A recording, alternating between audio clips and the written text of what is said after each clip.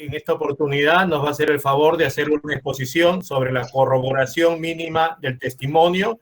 Dentro de estos puntos va a trabajar el no presuntivismo, la corroboración del hecho, la corroboración del testimonio y qué tanto se puede corroborar un testimonio.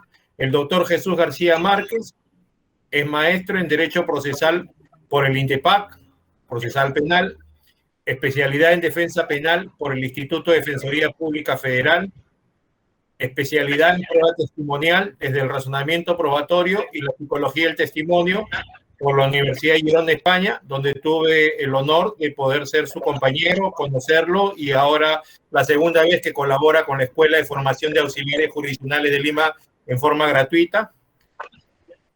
Precisamente lo he invitado porque es uno de los mejores alumnos de esa especialidad. Es autor de diversos artículos sobre la valoración de la prueba testimonial en la revista del Instituto Federal de la Defensoría Pública y en la revista peruana Jus Latín. Muchas gracias, Jesús García. Te vamos a estar escuchando atentamente. Ya estás en el uso de la palabra, el tiempo que estimes, por favor. Muchas gracias, doctor, por la invitación.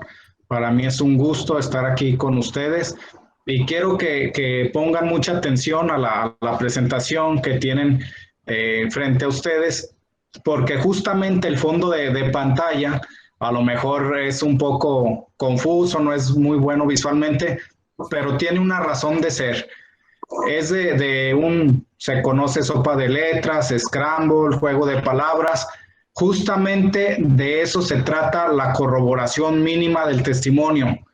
Ir uniendo conforme a las posibilidades del caso concreto, prueba para probar lo más que se puede el testimonio. Es por ello el motivo que elegí ese fondo para hablar de este tema.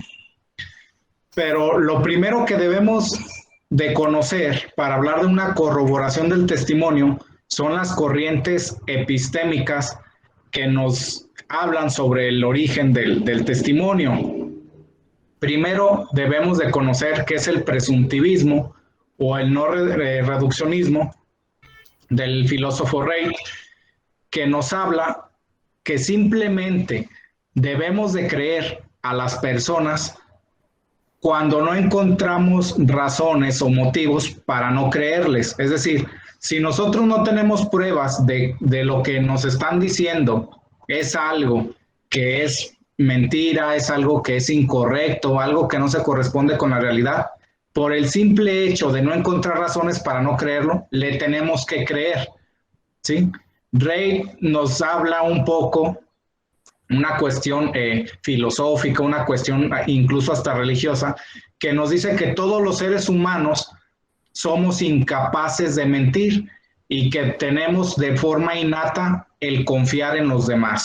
Como todos los seres humanos somos buenos, los seres humanos no decimos mentiras y además tenemos una fijación en creer. Es decir, son dos principios, el de la credulidad,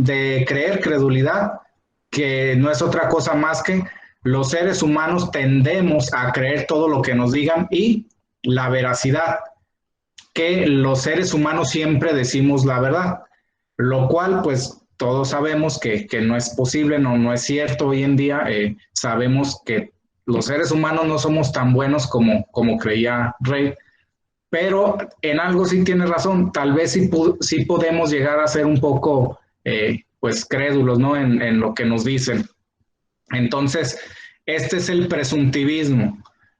Oye, ¿qué pasó cuando mataron a Juanito? Ah, pues fíjate que yo vi que Pedro sacó un arma, le disparó, se fue corriendo rumbo al norte y huyó en un carro rojo. Ah, muy bien. Y ya, sin ningún tipo de prueba, sin ningún tipo de respaldo, si yo no tengo pruebas para demostrar que ese testigo está mintiendo sobre el homicidio de Juanito, pues le debo de creer, así nada más. Digamos que el presuntivismo es una presunción de credibilidad, presumir que todo lo que se nos dice debe de ser verdadero. Ahora, la corriente contraria es el no presuntivismo o el reduccionismo. El principal precursor de esta corriente epistemológica es David Hume. ¿Qué nos dice él? ¿Qué nos dice una frase respecto a esta corriente epistemológica? Un hombre sabio hace que sus creencias dependan de las pruebas, ¿sí? No solamente aquí, no solamente es que existan razones negativas para no creer en el testimonio, sino que además debe de existir razones para creer en él, un respaldo, ¿sí? David Hume nos dice que el testimonio no puede tener valor por sí solo, pero este puede tener valor si se relaciona con otras pruebas. Es decir, aquí, poniendo el ejemplo que les daba hace unos momentos del homicidio de Juan, si el testigo nos está diciendo que Pedro fue el homicida y que huyó hacia el norte y que se fue en un carro rojo, nosotros, si fuéramos de una corriente reduccionista o no presuntivista, pues nosotros no le vamos a creer nada. ¿Por qué? Porque no tenemos pruebas, porque ese testigo no nos lo está probando. Para empezar, que se encontraba ahí. En segundo lugar, ¿por qué estaba viendo? ¿Por qué era capaz de percibir ese evento? ¿Cómo? Ahora todos decían, bueno, ¿y él cómo va a probar esa situación? Muy fácil. La primera cuestión, él vive ahí, o sea, él vive ahí porque es un vecino, es un testigo. Si él vive ahí, ya pudiéramos tener alguna razón muy somera. O él iba pasando ahí, ¿por qué iba pasando ahí? Entonces, las críticas al no reduccionismo o presuntivismo y al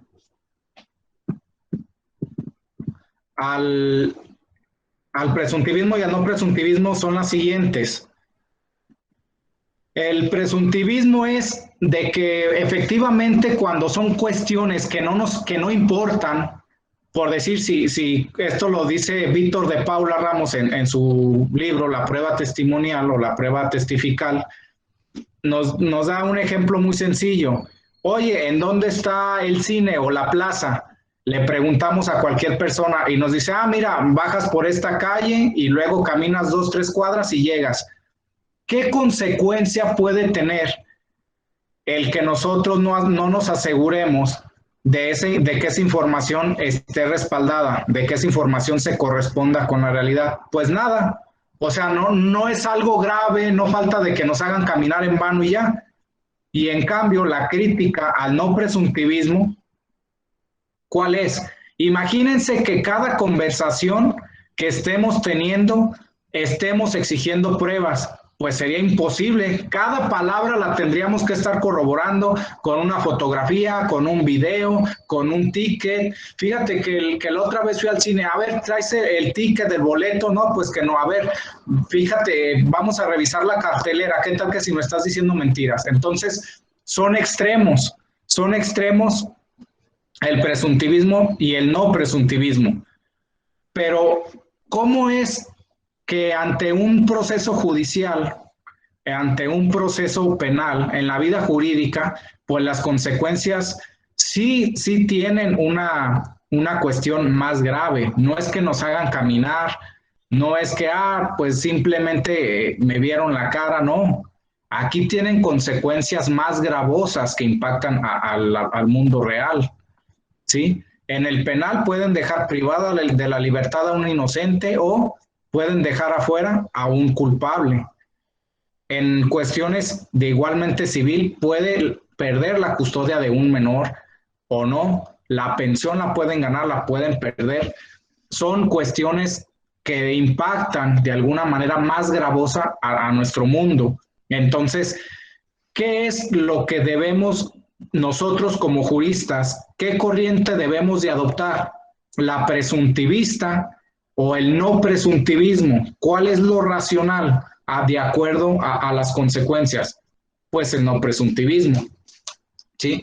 Entonces, partiendo de que vamos a adoptar la corriente epistemológica del no presuntivismo, nos vamos a centrar en que cómo vamos a probar los enunciados que hablamos sobre determinados hechos. Con pruebas, así de sencillo, con pruebas. ¿Y qué características deben de tener esas pruebas? Pues deben de tener relación con los hechos, que sean pertinentes, idóneas, que esa prueba sirva para acreditar lo que pretendo, y útiles, que efectivamente tengan esa eficacia de lo que yo pretendo probar de ese objeto de la prueba, ¿sí? Y lo más importante, que sean fiables. ¿Qué tan fiables? Lo más fiables que se puedan, un alto grado de probabilidad para poder confiar en ellas, ¿sí? Entonces, no van a ser cualquier prueba, deben de ser pertinentes, deben de ser idóneas, deben de ser útiles y fiables para poder probar cada enunciado que hemos emitido. En el caso concreto, estamos hablando de los testigos. Estas pruebas deben de ir encaminando lo que los testigos nos van a relatar. Ahora, en este punto, para recapitular un poco y que no nos perdamos, debemos de dejar bien claro qué es la corroboración.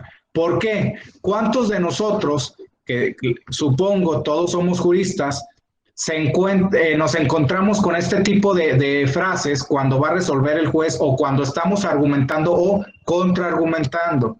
Se encuentra corroborado con, lo anterior encuentra corroboración, encuentra sustento, se adminicula. Todo esto lo escuchamos constantemente y todo esto está relacionado con la prueba, porque normalmente es lo que hacemos, es como se resuelve. La prueba es el centro de todos los procesos para poder tomar una decisión. Pero ¿qué papel juega la corroboración o qué significa eso de corroborar? Según el diccionario de la Real Academia Española, es dar mayor fuerza a la razón, al argumento o a la opinión aducidos. Es decir, la corroboración es la correspondencia apoyada que existe en un menor o mayor grado de los enunciados sobre determinados hechos con uno o más medios de prueba objetivos. Recuerdan que les hablaba de fiabilidad, es objetivos. ¿Y qué puede ser esto? Videograbaciones, fotografías, evidencia material, peritajes, documentales, cualquier prueba que nos sirva para probar o para, ya sea directa o indirectamente, lo que estamos diciendo, ese testimonio. Si aprecian bien en esta imagen, elegí aquí, son dos barreras o dos paredes en donde están dos sujetos que respaldando, soportando. Las paredes vendrían siendo los enunciados que nosotros decimos, los argumentos sobre determinados hechos, sobre determinadas cuestiones, y las pruebas, la prueba que nos va a corroborar serían estas personas, lo que detiene el argumento, lo que está soportando, lo que está amparando, lo que yo digo. ¿Qué es eso de corroborar? Puede ser también, o es más bien un instrumento de comprobación de la realidad de las hipótesis, entendiendo que la verdad, que la realidad, jurídicamente, nunca la vamos a poder conocer. Por ahí nos decía Jordi Ferrer Beltrán, hay una relación teleológica entre prueba y verdad. Siempre va a ser aspiracionista, vamos a aspirar a la verdad, pero nunca va a ser posible poderla conocer.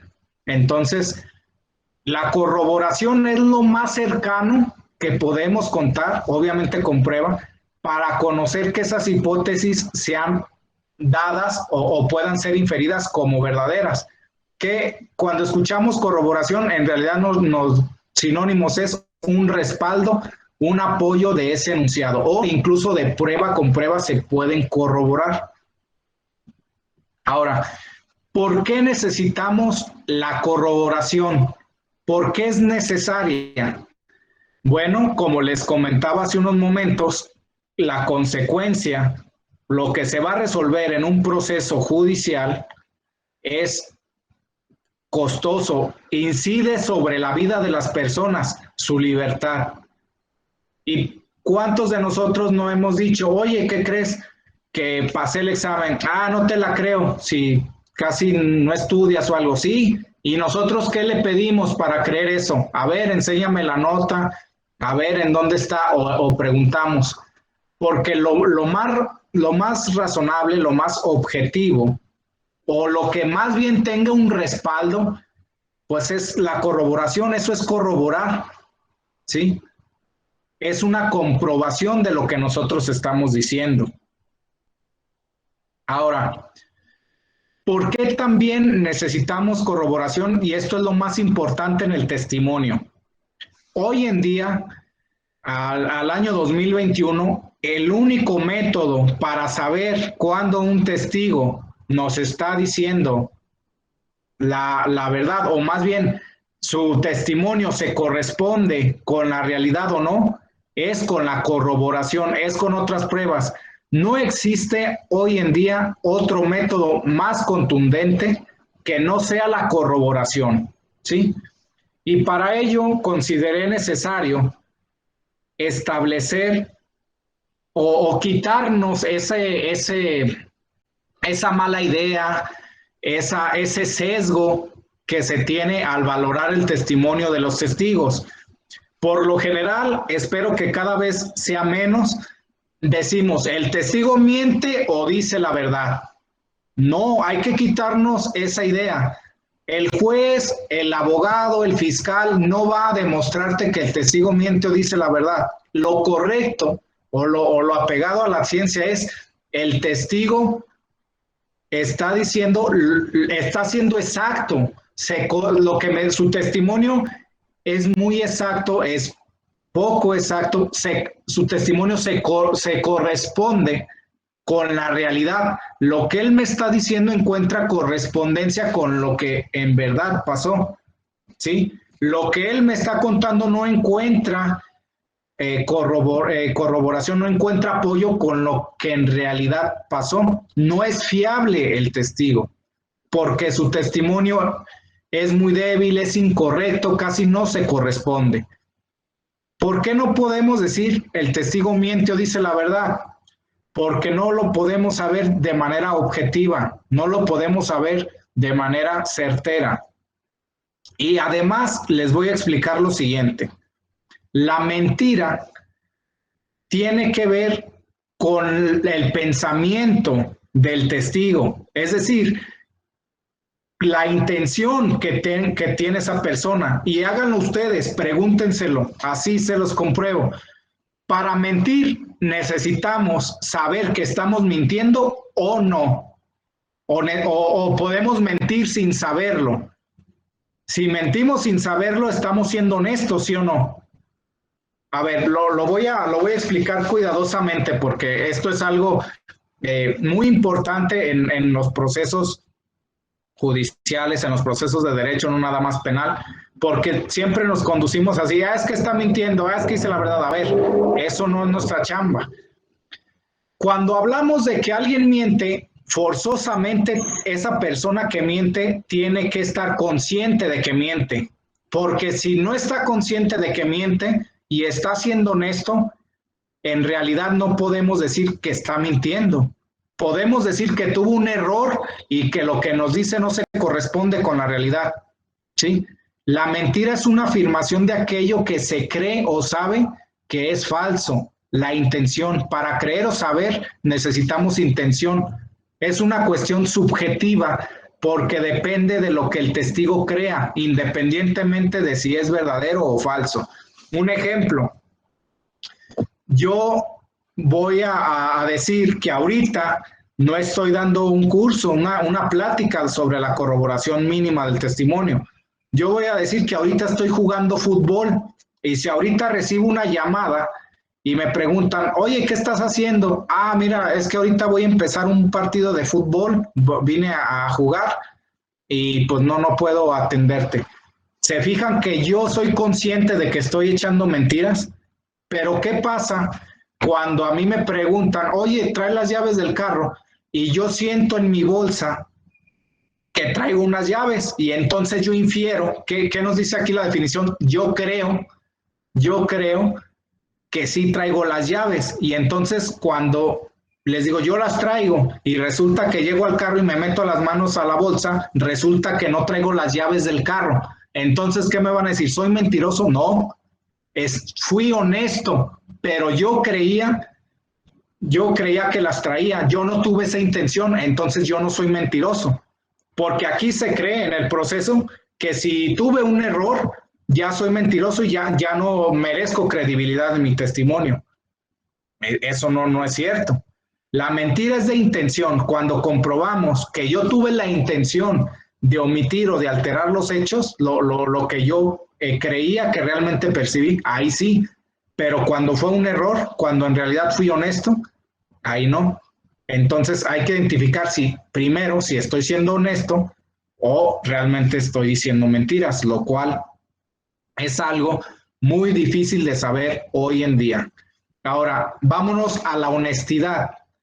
¿Qué significa la honestidad o este concepto que tiene que ver con esto? Pues es lo que les decía. Honestidad es la afirmación de aquello que se cree o se sabe que es verdadero, independientemente de si sea verdadero o falso, ¿sí? Lo verdadero y lo falso es la realidad. Nos guste o no nos guste, es lo que es lo que pasó. Y la mentira y la honestidad tiene que ver con lo que nosotros creamos, sea o no verdadero. No sé si parece trabalenguas o me están entendiendo esta cuestión. Yo puedo ser honesto, yo puedo decirles traigo las llaves, pero puede que eso no se corresponda con la realidad, ¿sí? Pero eso no quiere decir que mienta. La honestidad y la mentira son subjetivas, dependen de la creencia del testigo, de la persona. Ahora, vámonos al rubro de la verdad. Vamos a entrar a la objetividad. ¿Qué es la verdad? Lo que se corresponde con la realidad. Si yo hoy les digo que estoy dando una conferencia sobre la corroboración mínima del testimonio vía virtual, eso es verdad porque se corresponde con la realidad. Ustedes me pueden ver, ustedes me están escuchando y yo a su vez les estoy hablando a ustedes. Eso es la realidad, eso se corresponde, eso que yo dije tiene una correspondencia con la realidad, con la verdad. ¿Qué es la falsedad? Pues lo contrario, falta de correspondencia entre lo que se afirma y lo que es, independientemente de lo que crea o no el testigo, ¿sí? Vuelvo a poner lo que les decía, el ejemplo de las llaves.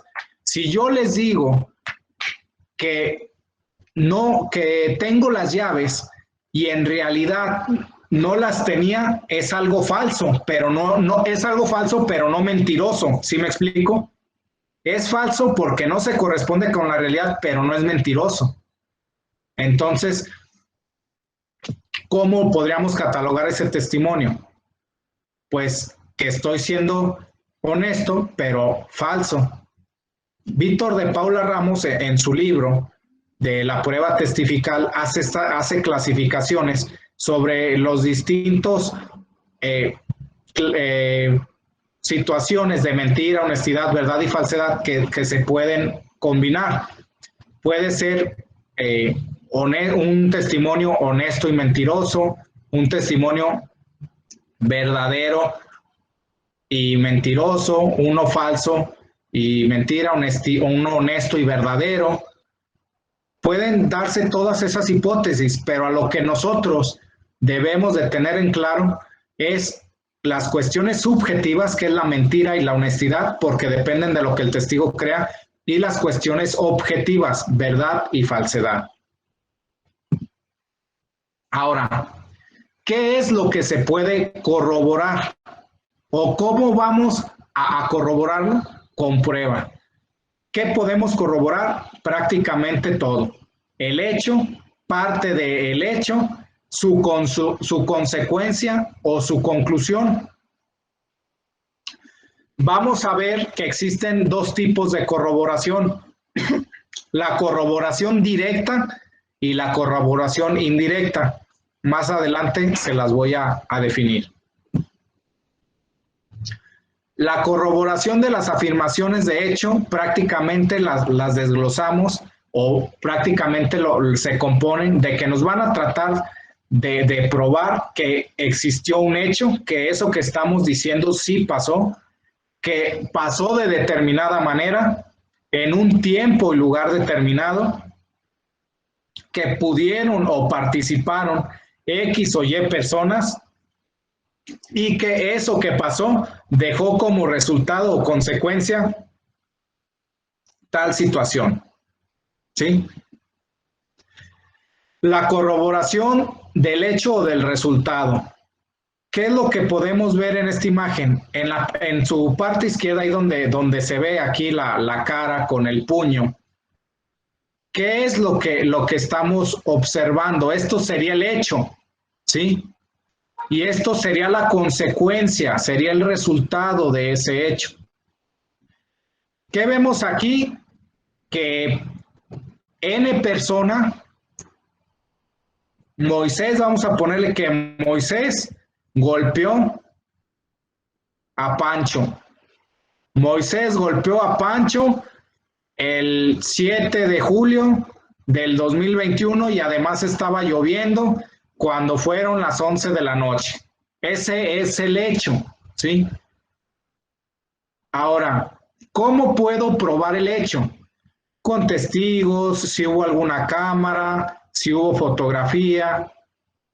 Esto sería el hecho. Pero esto es el resultado del hecho, no es lo mismo. Esto no forma parte del hecho. Y a lo mejor aquí les puede parecer extraño o les puede parecer incluso incongruente, pero no, vamos a analizarlo muy objetivamente. A ver, el hecho de que aquí se tenga una lesión me corrobora las circunstancias de que Moisés golpeó a Pancho. Pues no, eso no nos dice, esta marca no nos dice que Moisés golpeó a Pancho, eso es el hecho. Esa mancha nos dice que estaba lloviendo el día que lo golpearon. Tampoco nos dice que estaba lloviendo el día que nos golpearon.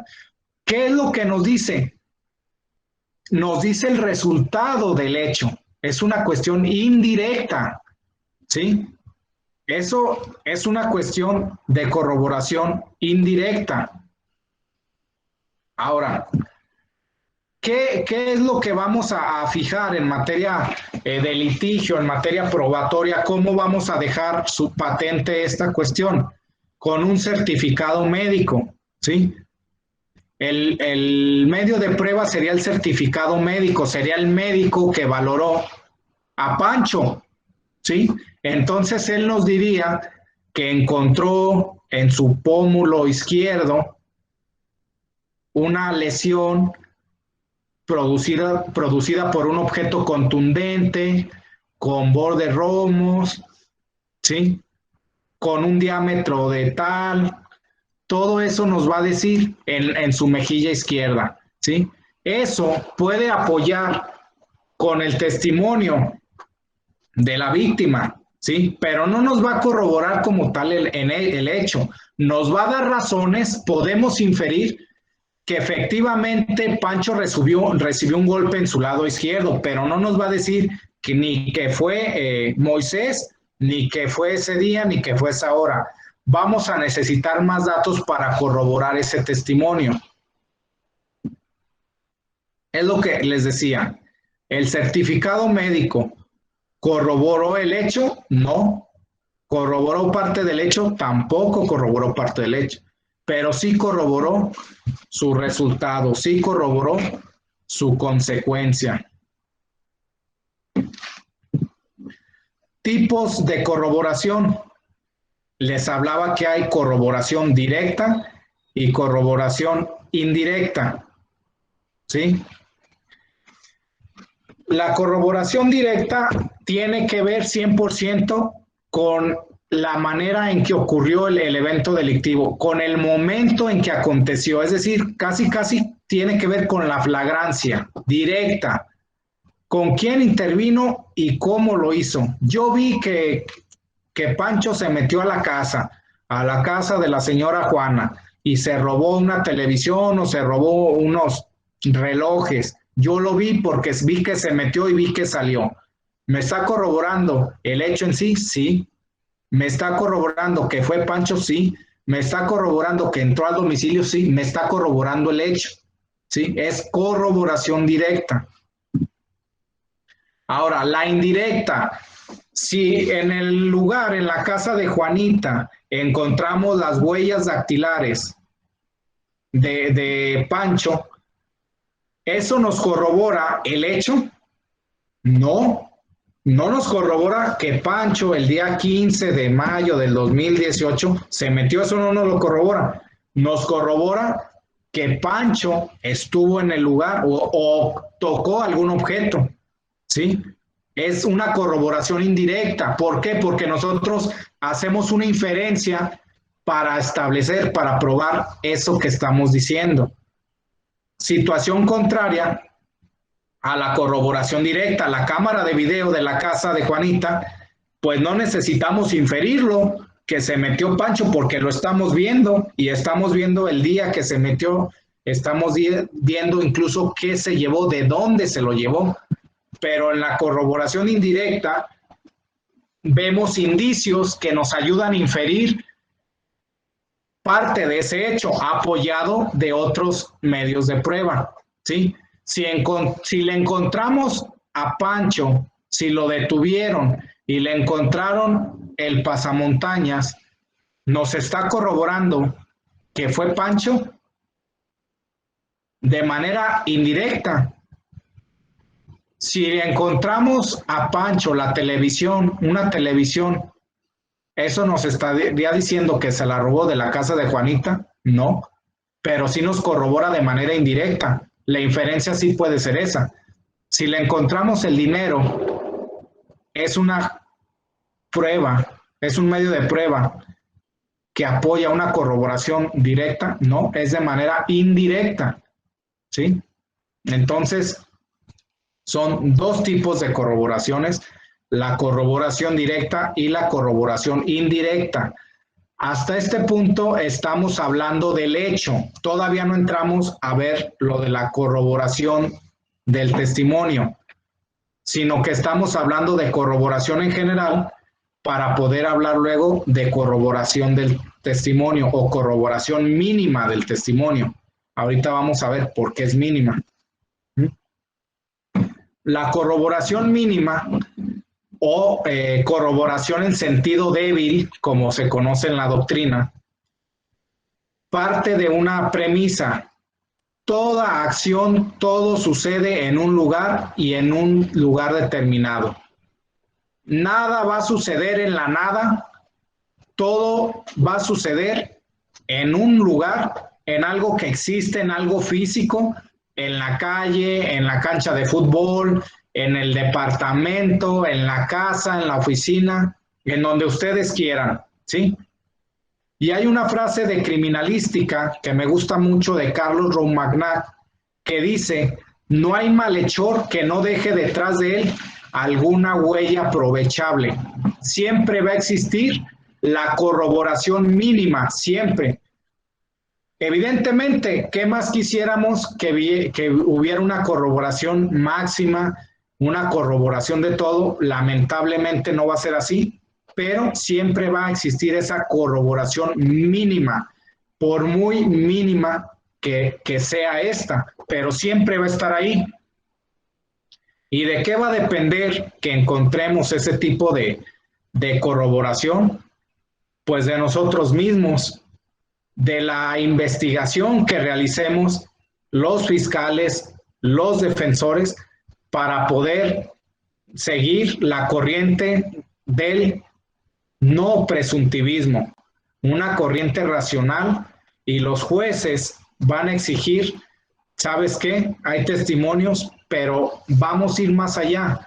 No nada más busquemos la corroboración del hecho, búscame la corroboración del testimonio y vamos a tener mejores investigaciones, vamos a tener investigaciones más congruentes, vamos a tener errores menos comunes. Es algo muy importante que no nada más nos centremos en la corroboración del hecho, hay que buscar esa corroboración mínima.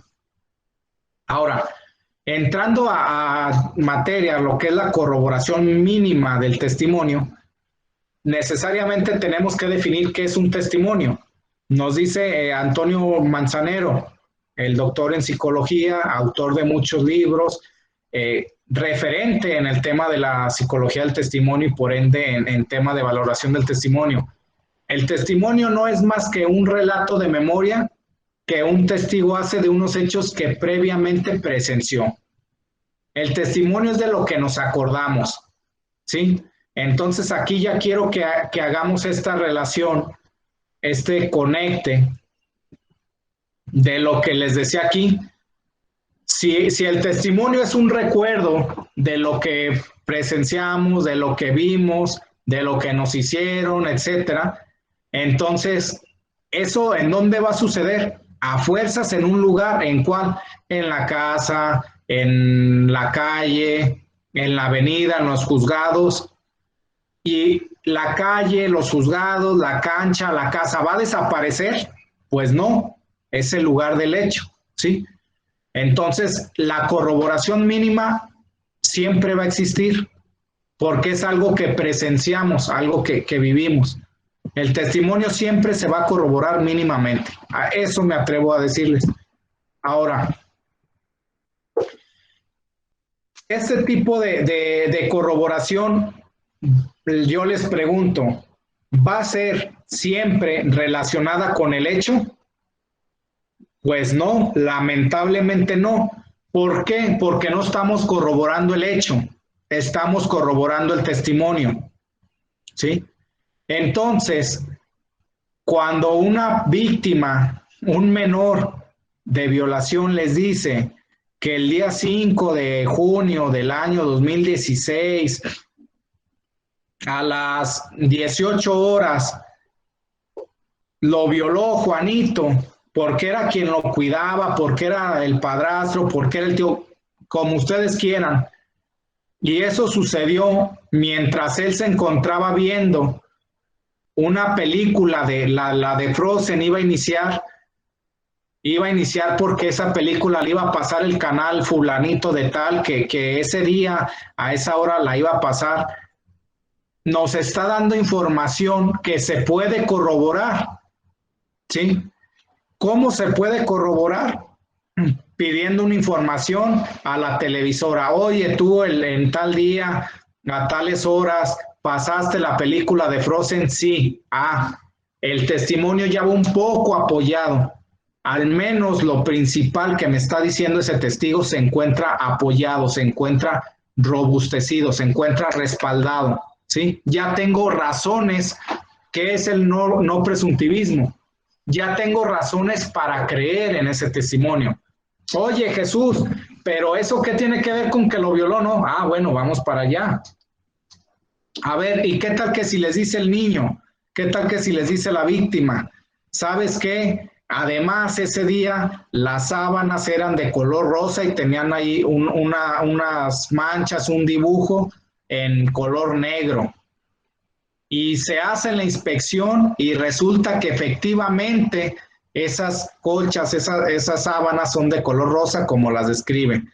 Oye, pero eso no me está corroborando el hecho. No me está corroborando el hecho, efectivamente. Por eso es corroboración mínima del testimonio. Siempre está latente esa corroboración. Lamentablemente, no sé en Perú, pero yo en México casi no veo esa corroboración mínima. Casi yo veo que todos nos enfrascamos, nos dejamos ir a la corroboración del hecho, pero al de la de los testimonios como que no, como que esa casi no nos interesa, no sé, no estamos acostumbrados, tanto luego fiscales, defensores, incluso algunos juzgadores, como que todos estamos sesgados, todos estamos metidos a la corroboración del hecho. Es más, a veces si lleváramos prueba para corroborar el testimonio que no tiene que ver la película de Frozen, no tiene que ver las sábanas rosas con el hecho de la violación, las vamos, incluso van a decir, es que es impertinente porque no tiene que ver con el hecho. Efectivamente no tiene que ver con el hecho, pero sí tiene que ver con el testimonio que me va a corroborar ese hecho. Y ese testimonio está mínimamente corroborado, ¿sí? La corroboración mínima del testimonio, la corroboración en sentido débil, siempre son datos que sin ser propiamente del hecho delictivo, atañen algún aspecto fáctico cuya comprobación contribuirá a la verosimilitud del testimonio. ¿Sí? La corroboración mínima del testimonio se compone de 3 aspectos fundamentales. El primero, el objeto de la corroboración en un enunciado fáctico emitido por el testigo sobre el hecho principal, no por tanto va a ser directamente un enunciado sobre el hecho principal, ni tampoco enunciados sobre hechos secundarios. Es lo que les explicaba hace un momento. Les puse esta imagen de unos eslabones de una cadena para explicarles lo siguiente. Este primer eslabón, que ven aquí en el mouse, este es el hecho. Esto es la hipótesis fáctica que está presentando el Ministerio Público, la hipótesis fáctica que está presentando el fiscal, este eslabón. Este otro eslabón, el que vemos aquí, es el testimonio de la víctima o de los testigos. Este tercer eslabón, el último eslabón que está incompleto, son las pruebas, son los medios de prueba que van a corroborar este testimonio. ¿Se fijan cómo está unido? ¿Se fijan cómo el hecho está primero y luego está el testimonio de la víctima y luego a su vez está entrelazado las pruebas que sustentan al testimonio? Y pudiéramos hacer otras ramificaciones y llamar a más pruebas que acrediten el hecho, pero esas pruebas, si son testimoniales, a su vez corroboradas con otro tipo de pruebas. Y nuevamente les pongo la imagen del crucigrama, del scramble, no sé quién de ustedes ya lo haya jugado, pero realmente de eso se trata la corroboración del testimonio, de ir paso a paso, puntito a puntito, ir allegándonos de medios de prueba para probar que lo que estamos diciendo sí pasó, que sí mínimamente está corroborado. No sé si me voy explicando. El segundo aspecto de la corroboración mínima, ¿sí? De preferencia, la fuente corroboradora, ese medio de prueba, debe de ser diferente a la testimonial. Aquí un ejemplo muy sencillo. Está esta persona que fue testigo de un homicidio calificado, donde se utilizó un arma de fuego, una pistola. Entonces él dice que el agresor le disparó con una pistola pequeña. ¿Cómo vamos a corroborar eso? ¿Cómo ese testimonio se encuentra apoyado? Bueno, pues en el lugar del hecho se encontró un casquillo percutido de un calibre 9 milímetros que fue disparado por un arma Beretta, por una pistola. ¿Ven cómo ese testimonio se está viendo respaldado? Es la única manera, es el único instrumento que hoy en día existe para poder probar un hecho o para poder darle una mayor certeza, a ver, para creer, a ver en dónde está esta situación. Dices que le dispararon, con una pistola, con un arma pequeña y no una grande. Pues efectivamente lo que se encontró se corrobora. Muy bien, pero además no es otro testigo, además no es el primo, o sea, es una cuestión científica, es una cuestión indirecta. Ese indicio me está probando de manera indirecta, además el testimonio de ese testigo, porque no debemos de perder de vista que Aquí afortunadamente es un ejemplo de un indicio de una corroboración que te corrobora el hecho y te corrobora el testimonio. Pero va a haber veces que esos indicios, esos medios de prueba, esas pruebas, no te van a corroborar el hecho, pero sí te van a corroborar testimonio. Y hay que poner atención, hay que cambiar ese paradigma que no sé si ya se hace en otros países, pero en México yo casi, la verdad, yo no lo he visto. Y buscar corroborar el testimonio. Sí se puede corroborar el testimonio. El último aspecto es el contenido informativo del dato corroborador, que no siempre va a versar sobre el hecho principal, sino sobre alguna circunstancia del testimonio que pueda probar que dicha parte del testimonio sí se corresponde al menos con la realidad, esa pequeña situación. Ahora, ¿cómo podemos dar un ejemplo de corroboración mínima? Les voy a dar uno y no necesariamente de un hecho criminal, algo cotidiano. Si yo les digo que el domingo fui al cine, fulanito de tal, a ver una película, la de Chucky, ¿ustedes cómo o con qué se imaginan que yo puedo corroborar mínimamente ese testimonio? Incluso que además de ver esa película, después de ahí me fui a mi casa y me dormí. ¿Cómo pudieran creerme? Pues lo primero sería investigar la existencia del cine a donde les dije que yo fui. Eso es lo primero, aunque sea obvio para ustedes o para nosotros. No, es que es obvio, ¿cómo no va a existir ese cine? Tenemos que corroborarlo. Sí existe, ok, ya va mínimamente 0.5% corroborado. Ahora, vamos a ver si en ese tiempo o si en ese momento se estaba ofreciendo la película de Chucky.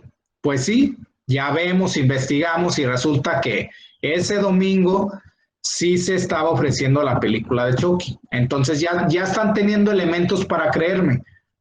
¿Cómo más pudiera ser? Pues a la hora que yo les dije preguntar si existía esa función, y si existía esa función, tratar de conseguir el boleto, y a lo mejor ya no vamos a corroborar o ya no va a existir un indicio de que yo me quedé dormido. Ya después de que salí del cine me fui a la casa y me quedé dormido. A lo mejor eso ya no lo vamos a poder comprobar porque no hubo testigos, porque vivo solo, porque no tengo cámaras, pero ¿cómo se les ocurre? ¿Qué pruebas se les ocurre para probar eso? Lo del cine ya lo tenemos, pero ¿cómo le haríamos para comprobar que yo me dormí? Esa es la pregunta que nos debemos de hacer, tanto los investigadores, tanto los defensores, tanto los juzgadores. ¿Yo cómo le puedo creer si me falta una parte? A mí ya me acreditó el principio del hecho, pero no me ha acreditado esta otra y es la que más me interesa. ¿Cómo le exijo? ¿Cómo le voy a hacer?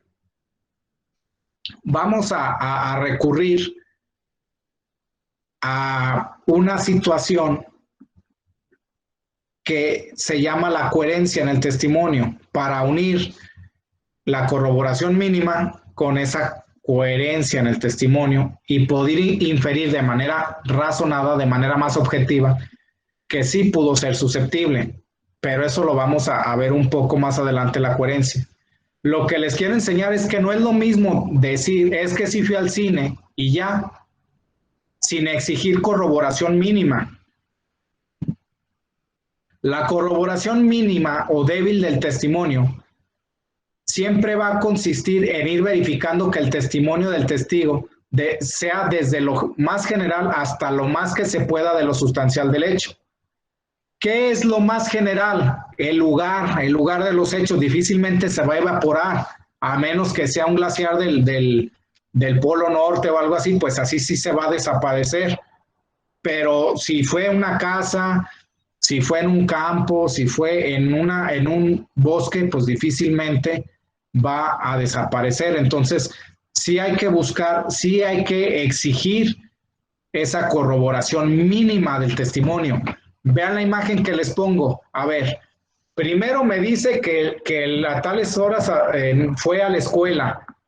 ¿Existe la escuela? ¿Podemos corroborar la escuela? Claro que sí. Oye, ¿qué tiene que ver eso con que saliendo lo robaron? Pues estamos corroborando el testimonio. Estamos corroborando que mínimo sí está inscrito en la escuela, que mínimo sí tuvo clases ese día. Yo creo que para cualquier jurista, cualquier juzgador, le va a servir de manera objetiva el comprobar que al menos el inicio de esas palabras, de esos enunciados sobre el hecho, esté corroborado, a que no lo esté, a que simple y sencillamente sean 5 testigos sin ningún tipo de corroboración. La inspección de que existe la escuela, la inspección, la investigación de que está inscrito en esa escuela, de que a tales horas sí estuvo, pues no es un dicho aislado, ya es un dicho corroborado, ¿sí? ¿Qué tanto se puede corroborar un testimonio? Pues esto va a depender de la información que nos va a aportar el testigo en su entrevista, ¿sí? Obviamente, desde el relato, lo más general hasta lo más cercano al hecho. Y también va a depender del tipo de delito, porque va a haber delitos donde se recaben huellas dactilares, donde hubo cámaras, donde hubo objetos materiales, donde hubo un intercambio, a lo mejor ahí hubo sangre, donde ahí hubo semen, donde hubo sudor, donde se le cayó algo, o simplemente no, simplemente está el testimonio de la víctima. ¿Y cómo le vamos a hacer? ¿Cómo vamos a exigir esa corroboración mínima del testimonio? No se preocupen, está algo que se llama un dictamen psicológico, ¿sí? Vamos a analizar el grado de confiabilidad de ese testimonio, indicadores de credibilidad. ¿El testimonio es aislado? No, está robustecido de manera subjetiva por un experto que nos dice que lo que narra sí fue susceptible de haber ocurrido. ¿Por qué? Porque el testigo sí fue a ese lugar, el testigo sí pudo observar, porque el testigo narró desde el punto de vista de su conocimiento, fue congruente con lo que es su edad, con sus esquemas mentales. Todas estas circunstancias nos ayudan a corroborar mínimamente. Ojo, es el testimonio nada más de la víctima y corroborado por el testimonio psicológico. ¿Eso será suficiente una corroboración mínima? Pues va a depender del estándar, tal vez no, por ser algo mínimo si ya estamos en juicio. Pero a lo que me refiero es que siempre se va a corroborar. A ver, está el testimonio de la víctima, está el testimonio de un experto que valoró el testimonio de la víctima y dice que sí hay indicadores de confiabilidad. Ya llevamos dos pruebas que se relacionan entre sí. ¿Cuál sería una tercera y que se las he repetido a lo largo de esta charla, de esta conferencia? Pues la existencia del lugar donde ocurrió. Entonces, ya serían 3 situaciones que corroboran su testimonio. Existe lo que él me dijo, existe, se apoya psicológicamente, está corroborado mínimamente. Ahora, no nada más hay que preguntarles lo puro sustancial, hay que buscar que nos den más informaciones para buscar esa corroboración mínima. Aquí influye otros temas de la psicología del testimonio, concretamente la obtención del testimonio. ¿Cómo vamos a obtener ese testimonio? Porque déjenme decirles que si se hace una entrevista muy escueta, que no tenga técnica, ¿cómo vamos a buscar esa corroboración mínima si no le preguntamos que nos describiera el lugar, si no le preguntamos por qué estaba en ese lugar y no en otro lado, si no le preguntamos qué es lo que puede recordar ese día de ese lugar, si no le preguntamos qué ropa llevaba puesta ese día? Sí podemos corroborar que exista la ropa que nos diga, y a lo mejor dicen, no manches, claro que sí, es corroboración mínima, debemos de buscar corroborar, no podemos simplemente quedarnos con la corroboración del hecho. Y les voy a decir que este tipo de técnica de entrevista es una entrevista cognitiva, ¿sí? ¿Y qué buscamos de esta entrevista cognitiva? Obtener la máxima información posible de los testigos y de las víctimas con la mínima interferencia, evitar cualquier tipo de sugestión, ¿sí? Y más adelante les voy a explicar por qué evitar cualquier tipo de sugestión. Entonces, si se fijan cómo este tema de la entrevista cognitiva nos relaciona a una valoración racional del testimonio, a una valoración de calidad por parte del tribunal.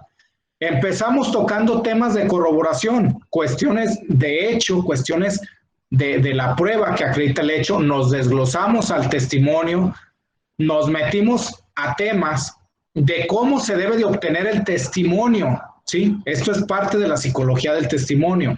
¿Por qué? Porque no podemos contaminar el testimonio. Si le sugerimos información, vamos a alterar su recuerdo, y si alteramos su recuerdo ya no vamos a obtener esos datos que podemos obtener. Imagínense que yo le sugiero a una víctima de violación que el agresor tenía un pantalón de mezclilla o que la víctima tenía un ropa interior de X color, blanca, y me dice que sí, dice, no, pues sí, es que ese día traía ropa interior blanca.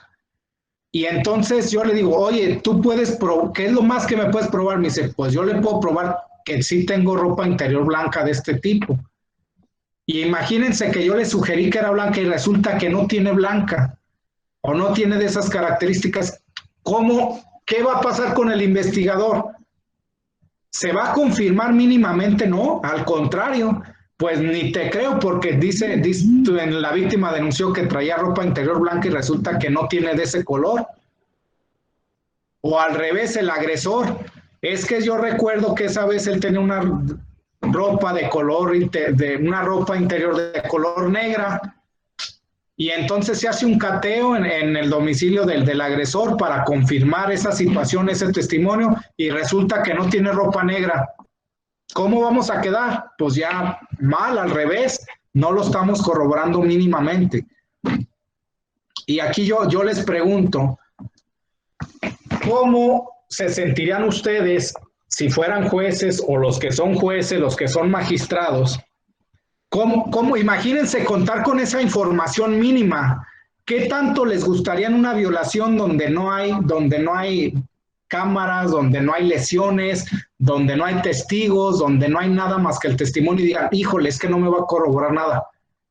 En realidad sí se puede, solo hay que pensar ir más allá, ¿sí?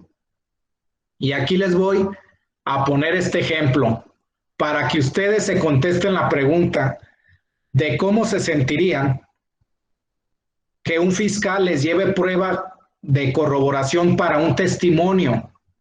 ¿Les gustaría, no les gustaría? ¿Les parece irrelevante? ¿No? ¿Qué opinan? A ver, es un asunto de violación de un menor que no hubo testigos, el menor no presentó lesiones y no hay videos, no hay nada más que el puro testimonio, ¿sí?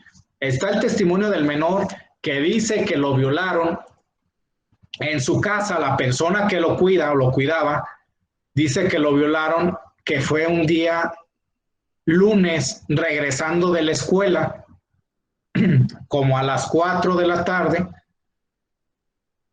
que lo violó en la recámara de sus papás, que en la recámara de sus papás hay una cama king size, hay una sábana de color rojo, está una televisión, tienen varias fotos del matrimonio, sus papás, que ese día estaba la tele prendida y en tal canal estaba pasando X película, que recuerda que el agresor lo volteó boca abajo y que esa vez él tenía un ropa interior de color blanca, ¿sí? Que llevaba los zapatos de la escuela, del uniforme, y que alcanzó a ver que el agresor tenía la ropa interior negra. Eso es el testimonio de la víctima. Entonces, tenemos al testimonio del menor, tenemos el testimonio del menor, es este. Pero luego tenemos también el testimonio del experto que lo valoró y dijo que encontraba confiabilidad. Entonces ya está unido así, ya está mínimamente corroborado. Pero además tenemos la inspección de la recámara de los padres donde dice, del testimonio del investigador, donde dice que efectivamente hay una cama king size, donde efectivamente existen colchas de color rojo, donde efectivamente hay una televisión, donde efectivamente hay fotografías de los padres y donde además inspeccionó la ropa interior del menor y resulta que nada más tiene una ropa de color blanca, y pues quiere decir que sí encontró ropa blanca.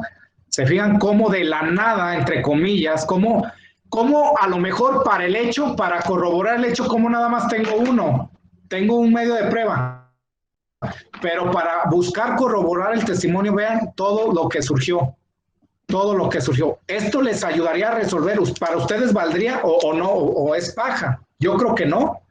Pero vámonos más allá. Supongamos que efectivamente se realiza un cateo a la casa del acusado, porque del testimonio de la víctima, porque realizamos una entrevista cognitiva, y lo menos invasiva posible, y nos dijo que el acusado ese día tenía ropa interior negra, y resulta que recuperamos ropa interior negra.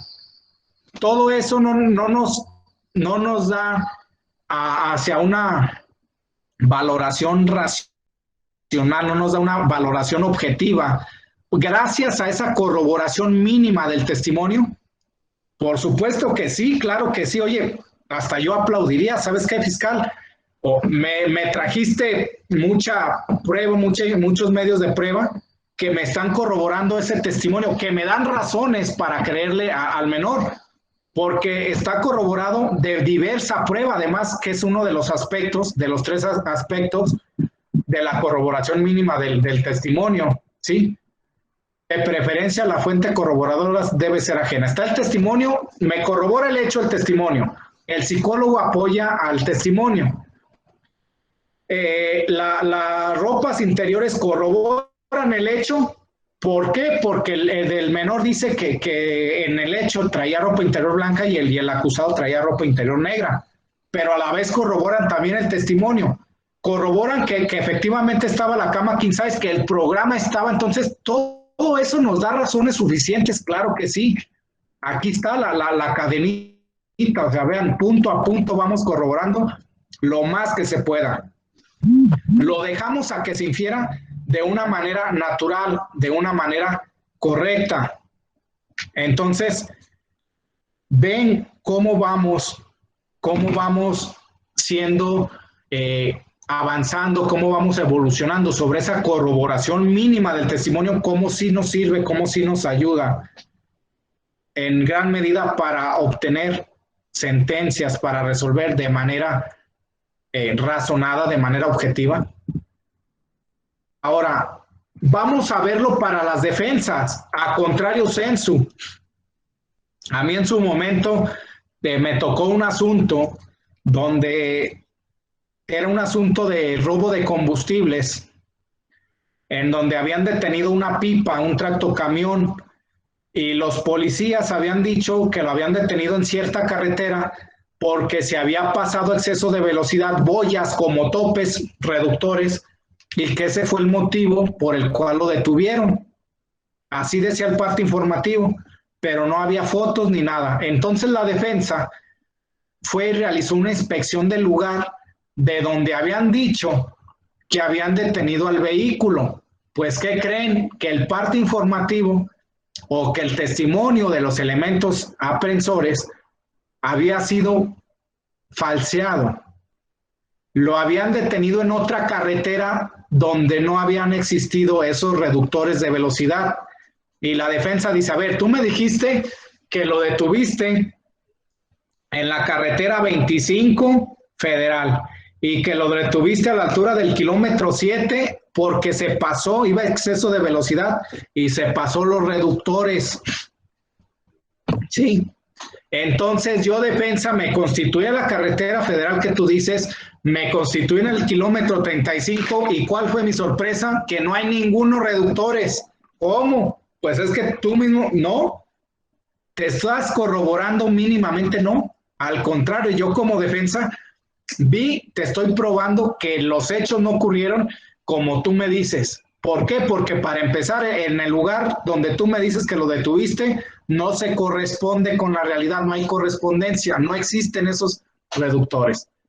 Entonces, yo creo que todos los operadores jurídicos, tanto los fiscales, investigar mínimamente el testimonio, hay que investigar no nada más el hecho, sino el testimonio, sobre todo cuando nada más tenemos un testigo, y las defensas, corroborar que toda la hipótesis acusadora realmente exista. Y si no, pues llevar medios de prueba, llevar prueba, tratar de producir prueba, que me digas que la hipótesis no puede ser porque acá es otra cosa. Y el juzgador, los juzgadores también deben de exigir, ¿sabes qué? Yo ya no voy a adoptar una corriente epistemológica reduccionista donde nada más te crea y le diga, como la defensa no destruyó al testigo, la defensa no le hizo contra, pues yo le voy a creer. No. A ver, fiscal, si de entrada tú no me corroboras mínimamente el testimonio, híjole, muy difícilmente, así nada más, le voy a dar un peso medianamente a ese testimonio, porque no está corroborado mínimamente.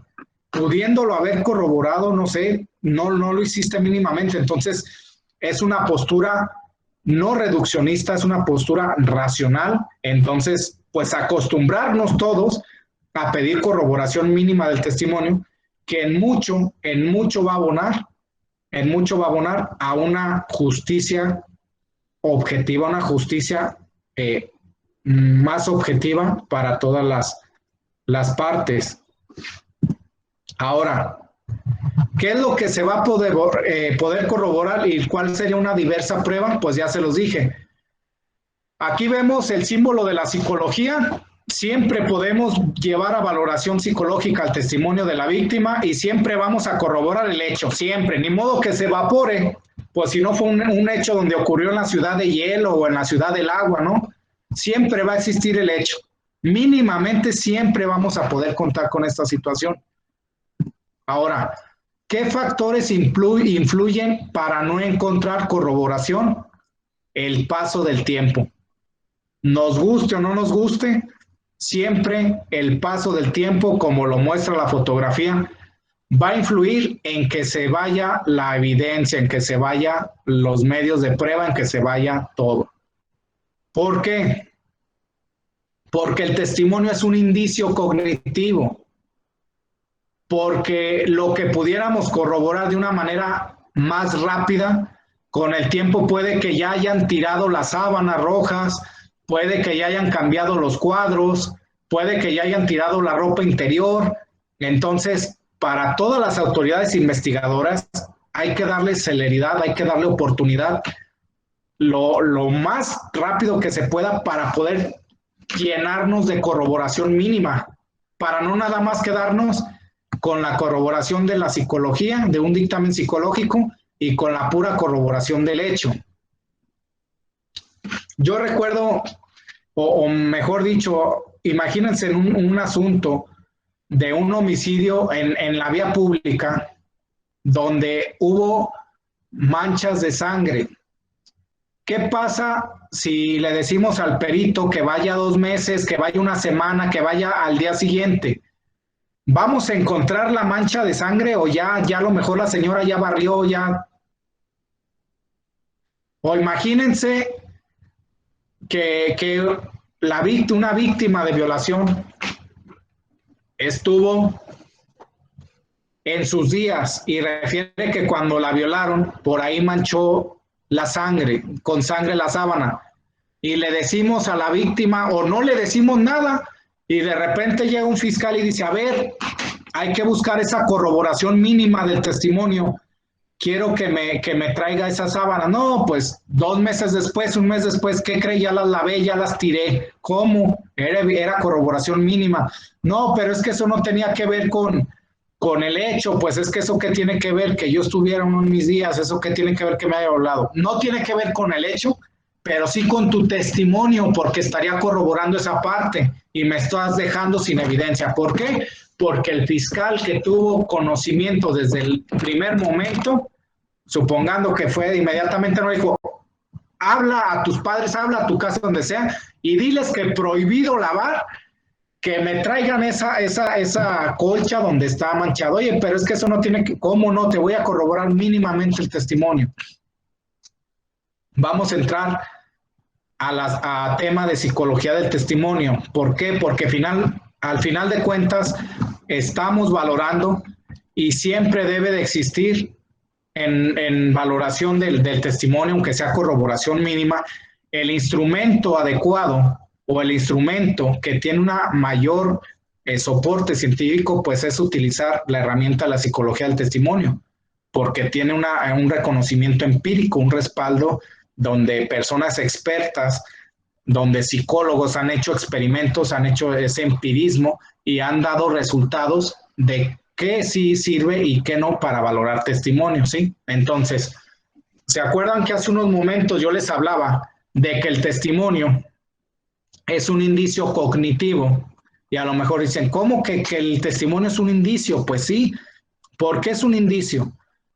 Porque el testimonio no, lo que nosotros percibimos no se graba de manera tal cual como pasó en la realidad, ni tal cual como la percibimos, sino que lo que nosotros guardamos en la memoria es lo que interpretamos de lo que vimos. Si se fijan todos los filtros que ya pasó, uno es la realidad, otro es lo que percibimos y otro es lo que interpretamos de eso que percibimos, de acuerdo a nuestros conocimientos, de acuerdo a nuestra edad, a nuestro lenguaje. ¿Y cómo se le llama esto en psicología del testimonio? Según el doctor Antonio Lucas Manzanero, pues se le denomina factor del testigo, ¿sí? Y también factores del suceso. ¿Cuánto tiempo tuvimos para presenciar esa situación? ¿Hubo estrés? ¿No hubo estrés? ¿Se nos disminuyeron nuestros recursos cognitivos de los sentidos, nuestros recursos en los sentidos, para poder apreciar de un determinado momento el hecho como sucede en la realidad o no? O factores del sistema del proceso, que tiene que ver con todo el sistema judicial, todo el sistema ministerial de investigación. Lo hice de inmediato, cuántas veces le tomé la entrevista, recibió su gestión, etcétera. Todo eso que les comento a grosso modo está influyendo para que nuestro recuerdo, que al final de cuentas el testimonio es un recuerdo, se vaya viendo alterado, se vaya viendo modificado. Entonces, ¿por qué le aplicamos cadena de custodia a los indicios materiales? ¿Para qué? Pues para que no se alteren, para que no se destruyan, ¿sí? Entonces, el recuerdo, el testimonio es un indicio también. ¿Por qué? Porque se va a ir deteriorando conforme pasa el tiempo, se nos van a ir olvidando cosas del hecho, etcétera. Entonces, por esa situación, el testimonio es un indicio, pero no un indicio material, sino que un indicio que está en nuestra mente, un indicio muy particular, indicio cognitivo, ¿sí? ¿Qué nos dice el doctor Antonio Manzanero? Bueno, él nos ha señalado que la memoria podría compararse con la escena de un delito.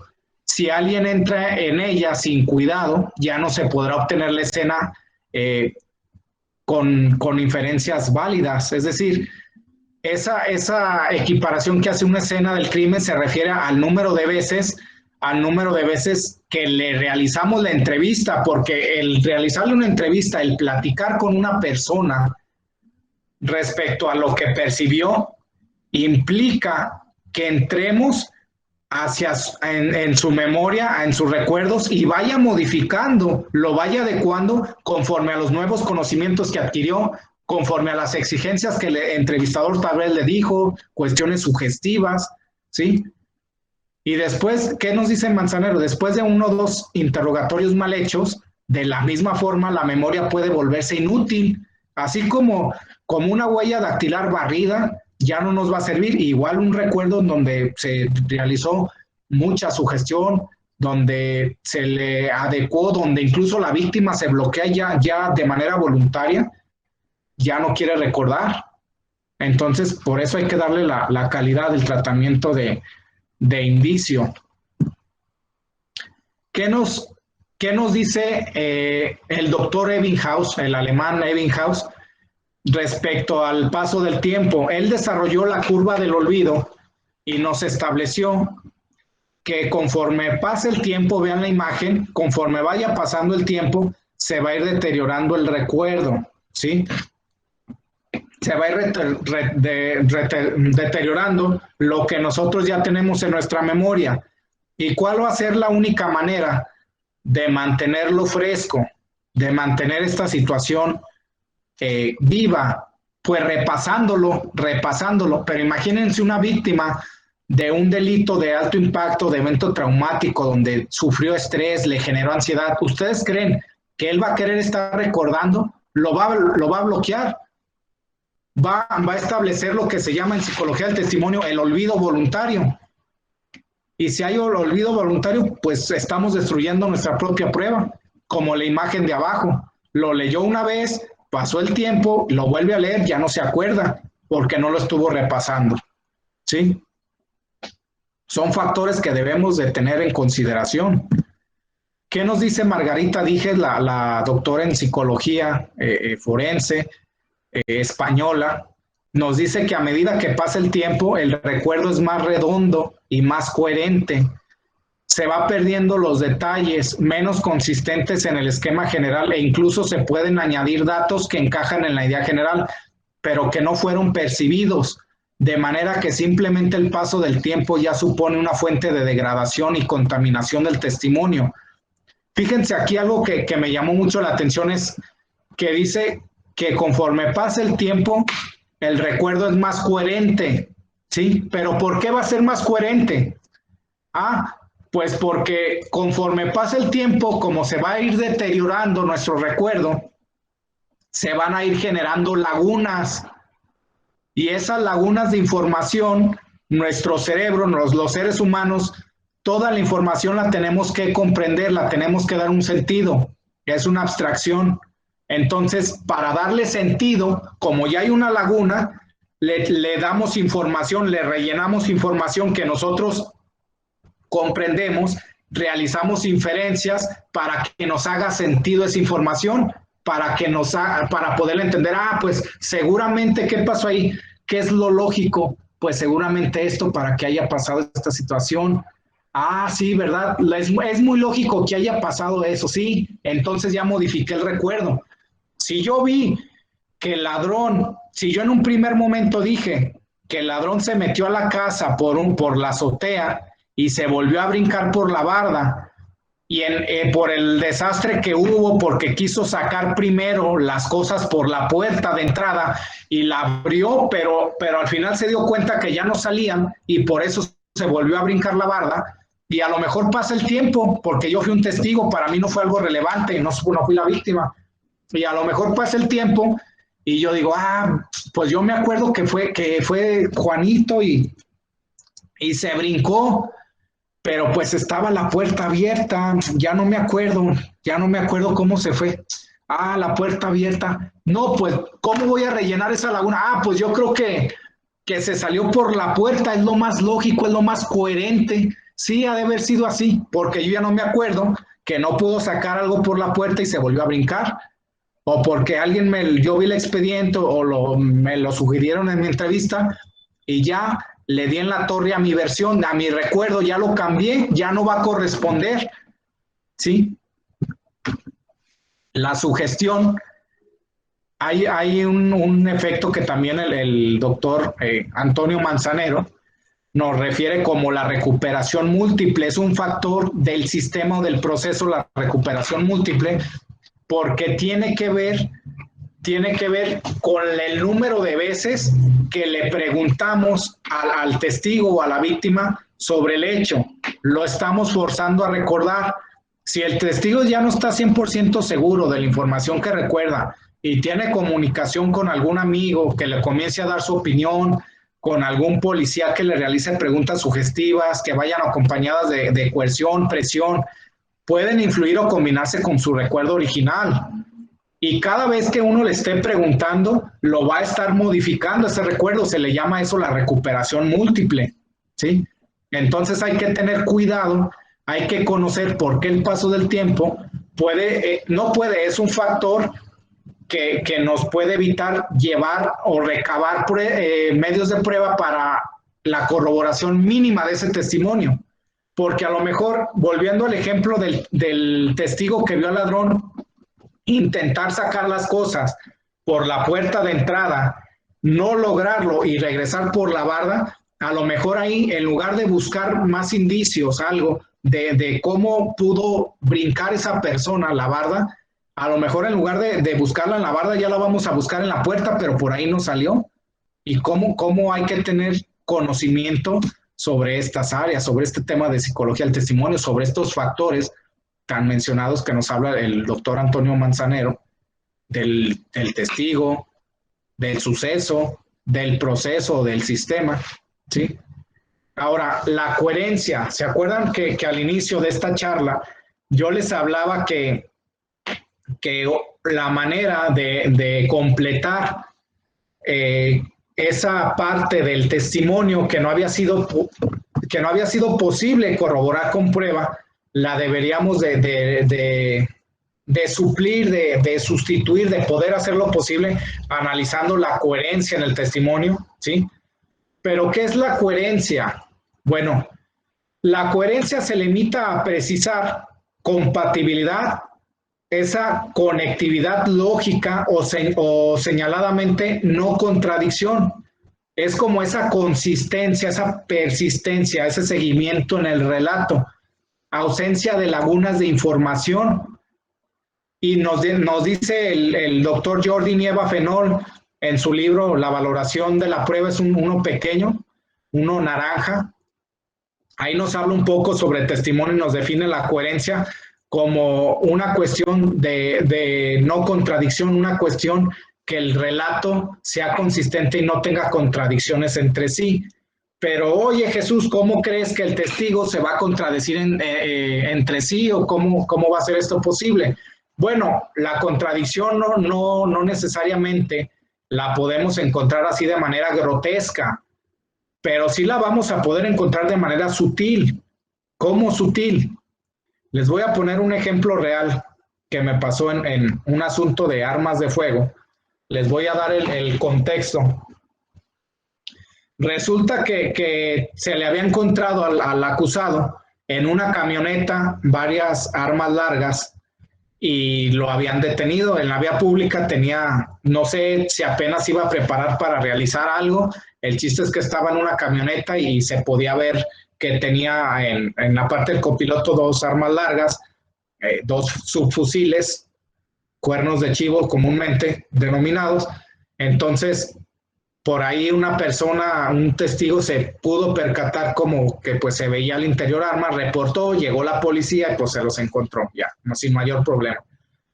Pues la defensa llevó su coartada, llevó su teoría del caso y dijo que no era cierto, que los hechos no habían acontecido de esa manera, que lo que en realidad había pasado era que al imputado lo habían sacado de la casa y que esa camioneta estaba en la casa de su suegra, porque para esto el imputado estaba en su casa y enfrente, son vecinos, vive a la suegra.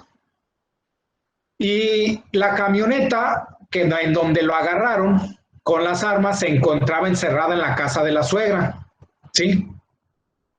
Entonces, él dice que él se encontraba dormido en su casa y de repente llegó y entraron la policía, que iban todos encapuchados y que golpearon a su esposa, a sus hijos, a él y que lo cargaron y que se lo llevaron ahí afuera y que cuando él salió ya estaba la camioneta de la que estaba en la casa de su suegra afuera, que lo subieron a la camioneta y lo estacionaron y le metieron las armas que tenía en su domicilio. Entonces pasaron varios testigos y de los testimonios de su familia, de la suegra, de la suegra refirió que efectivamente tenía esa camioneta en su casa porque era de su yerno, del acusado, pero no tenía las llaves porque no servía, era una camioneta que no servía. Entonces las llaves estaban en la casa de su hijo. Y la camioneta, para prenderla, además de meterle las llaves, tenían que realizar una maniobra, por ahí no recuerdo con exactitud, pero tenían que hacerle una maniobra, algo en la batería, no recuerdo bien, porque no servía bien. Eso dijo en el testimonio la suegra, que por eso tenían la camioneta en su casa. Esa fue la justificación que dio. Entonces el juez no le creyó a esa versión porque encontró una ausencia de información, una laguna, una contradicción. Dijo, a ver, yo encuentro una contradicción no en el testimonio, pero sí en esa hipótesis, porque a mí me refieren todos que se metieron a la casa y me refieren dos domicilios. Me refieren el de la suegra, donde estaba la camioneta que no servía y que las llaves estaban en la casa del acusado. Pero el acusado primero me dice que él se percata de toda esta situación porque entraron, que golpearon a su familia, a su esposa, a su hijo, que a él lo golpeaban. Dice, pero yo aplicando el tema de la percepción, pues yo no logro encontrar cómo una persona que la están golpeando, que la tienen sometida en el piso, haya podido haberse percatar, haya podido observar tantos detalles. Dice, pero algo más que no encuentra justificación es cómo nadie me dijo en qué momento los aprensores, los que se metieron al domicilio, en qué momento dieron con las llaves. Si las llaves dicen que las tenían en un cajón, ¿quién les dijo? O sea, nadie me lo refiere, es una laguna. A ver, el acusado primero me dice que lo pusieron boca abajo, que se lo llevaron al cuarto, que a la hija le hicieron esto, que a la esposa, todo, él todo revisó, que las armas las sacaron de tal lugar y todo. Pero nadie me dice, los policías, de dónde le hicieron para adivinar en dónde estaban las llaves, quién les ayudó a prender la camioneta, cómo fue que la sacaron. Pues son lagunas que ahí yo no le hallo mucha coherencia a esos relatos. A ver, cómo por obra de magia, de manera espontánea, sin dar explicación, la camioneta ya estaba afuera esperando al imputado, cuando las llaves las tenía él escondidas, cuando además la camioneta tenía su maña, no servía para prenderla, y cómo fueron y la estacionaron. Entonces, ese es un ejemplo de falta de coherencia, ¿sí? Es donde hay que tener cuidado al valorar y completar los testimonios, tratar de valorarlos. Ahora, vamos a platicar un poco, a charlar esta situación de la corroboración mínima. Me quise regresar un poquito en este punto para no perdernos. Si se fijan, aquí la cuestión o el punto toral de la corroboración mínima siempre va a ser el tomar una entrevista adecuada de la mayor información posible, una información rica en detalles, pero no nada más sustanciales, sino que tengan el contexto suficiente para que nos podamos allegar de corroboración mínima. Le recomiendo una serie donde se aplica la corroboración mínima de Netflix, la del caso de Aarón Hernández, un futbolista de fútbol americano en Estados Unidos, que lo detuvieron por cometer múltiples homicidios. Y la verdad es que la fiscalía no tenía mucho, pero lo fue encontrando, se fue allegando de medios de prueba, porque cuando entrevistaba a Aarón Hernández respecto a las víctimas, a las personas que estaban cercanas a él y de repente ya aparecían muertas, le preguntaron que en dónde estuvo en ese día, cuestiones de esas, de contexto, y él refería, no, pues ese día yo estuve en el estadio, yo estuve en la casa. Y resulta que ellos corroboraron que ese día no fue cierto que él estuvo en su casa ni en el estadio, estuvo en un bar. ¿Por qué? Porque investigaron, dijo, a ver, esta persona apareció muerta cerca del bar y hay por ahí otras personas, otras versiones que dicen que Aarón Hernández estuvo en ese bar, pero él dice que no, que él estuvo en el estadio o estuvo en su casa. Entonces ese día resulta que investigaron el pase de los tickets de las personas que entraron y resultó que sí encontraron evidencia de que Aarón Hernández había estado ahí y luego dijo que había donde el lugar donde habían encontrado el cuerpo fue cerca de una tienda de autoservicio. Vamos a poner los Oxxos, no sé, en Perú existen Oxxos o no, pero son tiendas de autoservicio y resulta que investigaron en esa tienda y encontraron de que Aarón Hernández realizó compras en esa tienda cerca donde estuvo ese cadáver y a la hora en donde estuvo el cadáver. Entonces, todo eso como tal no es corroboración del hecho, porque pues eso no te dice si lo mató o no, pero sí es una corroboración mínima que apoya las versiones de las personas que decían que había sido él, porque lo posicionaban en el lugar, lo posicionaron donde estaba esta persona, donde la vieron viva. Entonces, la corroboración mínima del testimonio es muy importante. Hoy en día tenemos un asunto en lo personal de una violación en donde no hay testigos, pero sí nos dice la víctima que fue en un consultorio, fue en un hospital médico, y nos dice que en la entrada está un recibidor de tales características, que la puerta es así, tiene ciertas características, que incluso en el consultorio donde la atendieron hay ciertos artefactos fijos, y nosotros ya mandamos a inspeccionar a los agentes, si es necesario, porque nos permitieron el ingreso, pero si es necesario, incluso hasta pedir un cateo para corroborar lo que nos está diciéndole esa persona, para llegar de manera objetiva todos estos testimonios, todas estas palabras, lo más que podamos de la víctima, porque si no, pues es muy difícil adoptar una postura reduccionista, donde simplemente, presuntivista, perdón, una postura presuntivista donde nada más le vayan a creer al testigo o nosotros pretendamos que nada más con su puro testimonio porque no se encuentra contradicho, sino al contrario, llevar un respaldo, una corroboración mínima.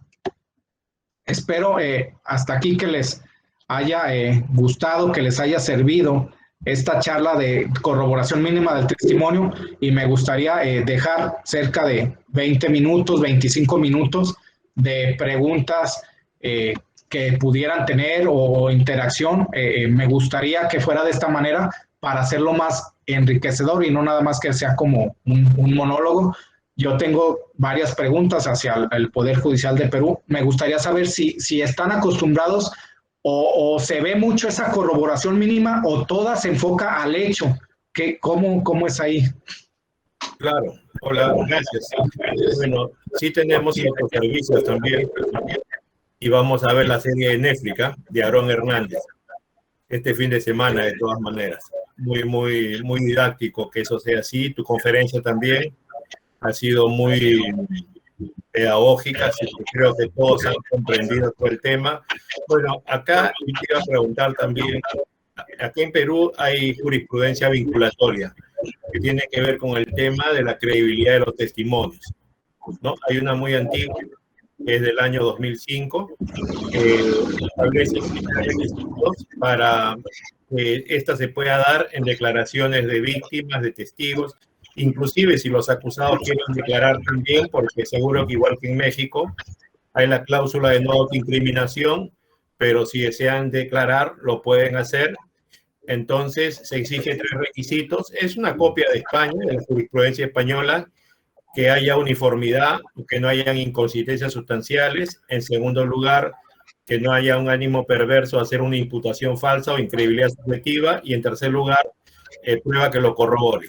Después, el año 2011, salió otra, que es el tema de la retractación de la víctima en los delitos sexuales, pero que se puede aplicar a cualquier delito, en el sentido que puede tener más credibilidad o más fiabilidad en la declaración prestada en investigación preparatoria que la del juicio oral, siempre que la primera se pueda corroborar, ¿no? Y después, la notificación obviamente no es un tema de tercera instancia, valoración de la prueba. A veces llegan por irracionalidad en la valoración de la prueba, por falta de motivación, y la Corte Suprema ahí lo que ha dicho es que para asignarle un valor a una declaración hay que apreciar la coherencia, el contexto, el detalle, el interés, y siempre prueba que lo corrobore, ¿no? Entonces, no se hace esa distinción que tú has hecho muy bien, que tiene que ver con tu pregunta, pero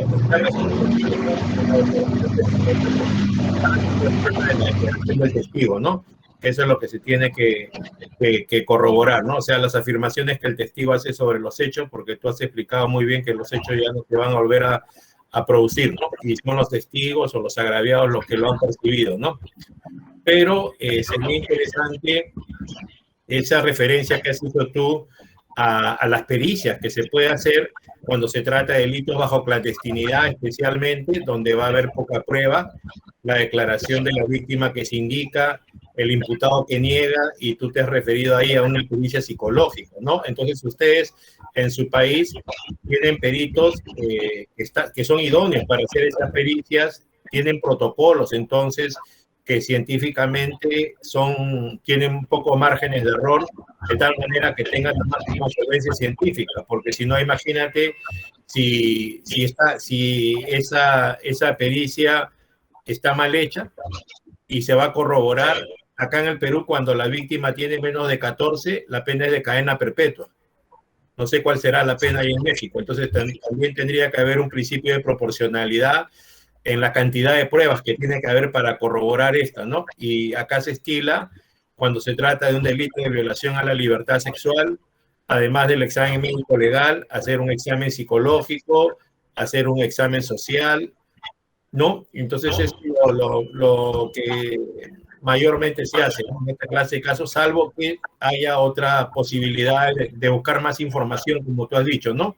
Algunos casos se han presentado, por ejemplo, la menor a consecuencia de la relación sexual puede haber tenido un hijo, puede haber contraído una enfermedad genital, y bueno, o prueba de ADN para lo del hijo, o en el caso de la enfermedad genital, también un examen al imputado y resulta que tenía la prueba, que tenía esa enfermedad genital, ¿no? Y la prueba de contagiado, o si no también los temas que tú indicaste de detalles, ¿no? En el lugar donde se habrían producido los hechos, pero creo que falta todavía capacitar mucho a los fiscales, a los defensores, precisamente en este tema, ¿no? Porque siempre el discurso ha sido que intencionalmente pueden mentir a favor o en contra, pero no centrado al tema de problemas en la percepción de los hechos o de problemas en la memoria, ¿no? Que creo que tendría que profundizarse, y como los jueces son terceros imparciales, el modelo es acusatorio, solo al final terminan las preguntas de las partes, los jueces podrían hacer algunas preguntas aclaratorias. Entonces no pueden sustituir al fiscal ni al defensor, y ellos son los que tienen que aprender el tema de esta especialidad de la psicología forense para hacer las preguntas pertinentes, para que pueda aflorar esta información y los jueces puedan tomar la decisión, y los jueces también tomar conocimiento de esto para poder científicamente asignarles el valor que corresponda, ¿no? Y no hay condenas o absoluciones cerradas dentro de los casos, ¿no? Entonces, ¿cómo está la cosa en México? Porque nosotros acá en el Perú vemos que la Suprema Corte Federal de México hace cualquier cantidad de capacitaciones y son gratuitas, incluso desde acá también se puede ver. Acá en el Perú no tenemos tantos fondos, hacen capacitaciones, pero en todas las materias, especialmente en los temas de razonamiento probatorio, en los temas también de psicología del testimonio. Entonces, es muy sólida la formación en general de ustedes, de fiscales, de defensores, de jueces en estos temas. Hay jurisprudencia de la Suprema Corte. ¿Cómo nos podrías ayudar en este tema, por favor? Sin prejuicio de responder las preguntas que tú tengas, y también nuestro público te va a hacer preguntas. Ya siempre ponen preguntas en el chat y vamos siguiendo la lectura, pero si tuvieras algunos comentarios sobre lo que yo te he hecho alusión, porque tampoco van a ser compuestas, porque te puedes olvidar a pesar de que eras joven, ¿no? Ya sabemos que no es igual mi memoria, que es de la tercera edad, con la de un joven adulto, pero también a veces también pasa, ¿no? En los jóvenes. Sí, no se preocupe, doctor. Sí, mire, en mi país, en México, tenemos la fortuna de que el director de capacitación de la Suprema Corte es el doctor Arturo Bárcena Zubieta. Él es egresado del máster en razonamiento probatorio de la Universidad de Girona, ahí en España. Entonces, él ha procurado últimamente, a partir del 2019 por ahí, de estar invitando constantemente a Carmen Vázquez, a Jordi, a Antonio Manzanero, al chileno, Mario Duce. Mario. A Teresa también seguro. Sí, entonces sí le han metido mucho al tema de razonamiento probatorio. Respecto a la jurisprudencia, casi no ha habido mucho en psicología del testimonio, ha habido amparos en revisión de la Suprema Corte que los ministros han resuelto y ahí sí mencionan mucho lo que es la psicología del testimonio, mencionan que lo que se debe de valorar es el recuerdo de las personas, que hacen alusión a los factores del testigo, a los factores del suceso, a los factores del proceso. Dejaron muy en claro que la inmediación no es para valorar prueba, como lamentablemente hay prácticas subjetivas arbitrarias. El lenguaje corporal no es para valorar prueba, eso es muy arbitrario. Entonces hay amparos en revisión donde la Suprema Corte ha dicho que eso no sirve para valorar la prueba, que lo que sirve para valorar la prueba es evalúa la corroboración, evalúa la coherencia, pero esas cuestiones del lenguaje corporal, eso es subjetivo, eso es muy arbitrario, eso no te sirve para el mundo jurídico para poderlo valorar, porque simplemente lo que una persona pueda manifestar en audiencia corporalmente puede significar algo muy distinto a lo que realice otra persona, y entonces es algo muy subjetivo, muy arbitrario, que no permiten que se tome en cuenta eso. Siempre se toma en cuenta el propio testimonio, si fue susceptible de poderlo ver, si efectivamente hacen alusión a la mentira que tiene relación nada más con la intención, pero hasta ahí. También existía en nuestro Código Nacional una prohibición a volver a calificar el tema de la valoración. Sin embargo, se declaró inconstitucional por la Suprema Corte y ahora la segunda instancia, a partir del 2019, me parece, ya pueden analizar el razonamiento probatorio que realizó el juez de cada una de las pruebas de manera individual y conjunta. Entonces, es lo que hay en nuestro país. Hay amparos que nos hablan sobre el reconocimiento de personas, que deben de ser cuestiones que no conozcan antes al que van a señalar, que debe de ser mínimo 6 personas, como lo marca el doctor Antonio Manzanero, la psicología del testimonio, que prefieren que sea de simultánea, o sea, una persona de que vayan de una por una y no en rueda, por evitar los falsos positivos, los sesgos. Ha existido este tipo de cuestiones en mi país y todo se lo debemos a que, le insisto, o sea, el director de capacitación de la Suprema Corte pues fue egresado de la Universidad de Girona de razonamiento probatorio, el doctor Arturo Bárcena. Entonces, por eso ha estado capacitando mucho en temas de razonamiento probatorio, qué son las máximas de la experiencia, qué es un estándar de prueba, a qué se refiere con la inferencia, todos este tipo de cuestión que nos hacen un poquito más racional la valoración. Entonces, no sé si tengan algunas dudas respecto a la corroboración mínima del testimonio. Sí, hay varias preguntas. Bueno, tengo tenido la suerte que sea mi profesor, pues en la maestría en razonamiento probatorio, el doctor Bárcenas también, ¿no? Erika López pregunta, ¿la corroboración mínima tiene que concordar con los resultados de medicina legal y los hechos? No, la corroboración mínima, apoya lo que el testigo nos dice, porque entiendo que el hecho, las lesiones son parte del hecho, y a lo mejor va a haber corroboración mínima que apoye las dos, tanto al hecho como al testimonio. Pero acuérdense que hay corroboración directa e indirecta. La corroboración directa es del momento en que se produce el hecho, que lo vieron que Juan le pegó a Pedro, y la corroboración indirecta es el resultado o la consecuencia que generó ese hecho. El resultado es la lesión. Entonces, la corroboración mínima no necesariamente tiene que corroborar el hecho, corrobora el testimonio, algunos aspectos, algunos detalles del testimonio. Y en otras ocasiones esos detalles, esos aspectos tendrán el efecto de corroborar también indirectamente el hecho, pero no necesariamente la corroboración mínima va a corroborar el hecho, corrobora el testimonio.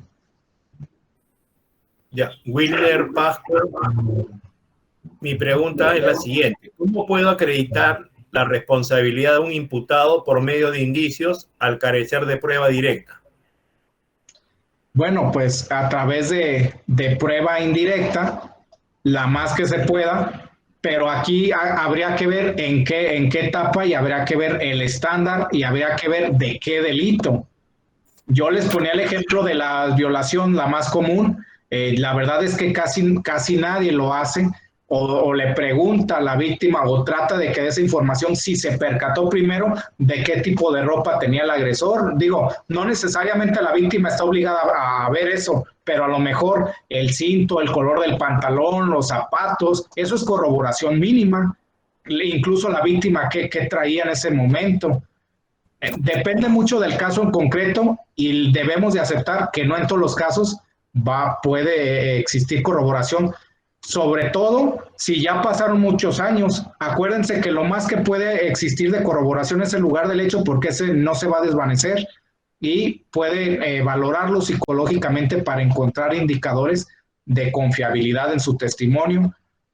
Puede haber alguna otra situación, pero va a depender mucho de la técnica que se tome para entrevistar a la persona, que sea una entrevista cognitiva, rica en detalles, porque todo parte de ahí.